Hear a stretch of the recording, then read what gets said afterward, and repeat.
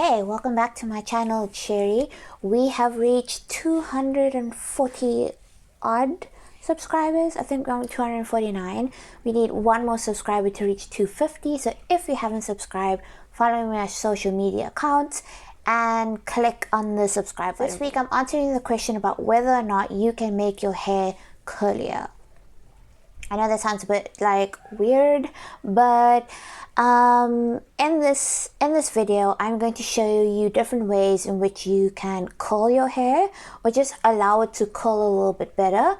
So in answering that question, yes, you can make your hair curlier, but no, you cannot change your curl pattern.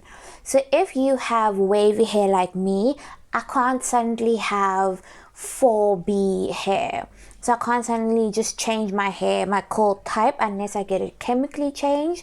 But generally, you can't change your curl pattern. Your curls can become more curlier in terms of, say, right now I'm a 2C. I could easily become a 3A. So that is possible, but I can't, now that I'm a 2C, suddenly jump to a 4A. That's not possible. These are just ways to help your natural curls curl a little bit better, and the way that you can manipulate your curls to look a certain way. So let's get on to the video. So the first way I'm going to be speaking about, so this is a new method that I saw and I thought, let me try it out. This is applying foam to second day hair. So applying the foam onto your dry hair, wetting your hair, and then seeing how it curls. So this actually gave me a lot more volume. I think it did help curl. You can see at the bottom there were some curls there, and it really helped it to become a little bit more wavier than what I naturally have. But the curls were definitely there. I got a lot more volume than what I thought, so that was very surprising. Even though I wasn't going for volume, I was going for curls. It was a method that I saw applying foam to dry hair. So I just sectioned off my hair, applied it, and then added some water to it. I know a lot of people like to use a spray bottle.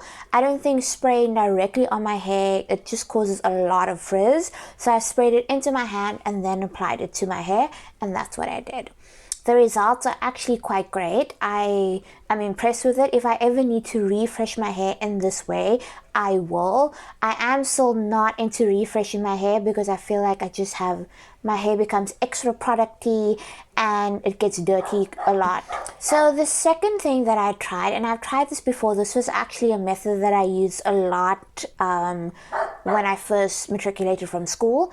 It's kind of, I used to just drench my hair and let it drip dry. It's also one of my first videos where I showed you how I do my everyday style, and this is the way that I did it. But I kind of just, I washed my hair normally, and then I just drenched it in water. You will see I'll insert a video right now, drenching it in water and just letting it curl kind of naturally like that. And I applied a little bit of product. The Tangle Teaser I just needed to comb through my hair and then applied a little bit of product and then let it dry like that. The results were actually also surprising. I did have a lot more volume, which I was like, this is interesting. I don't expect to have a lot of volume, so now I know if I want to create volume, it's better to do it on day 2 or 3 instead of day 1. I do know that drip drying does create a better curl, just because the water kind of weighs down your hair, and you don't have any sort of so that's why my hair also would be a lot more stretched out, my curl, but you will see that ringlet. The third way to do it is to diffuse your hair. I diffuse my hair mainly in winter when I don't want to sit with a wet head or soaking wet hair. So I will diffuse it in winter just because it's easier. So now that we're coming up into autumn and we'll be heading into winter soon, I will probably diffuse my hair a lot more.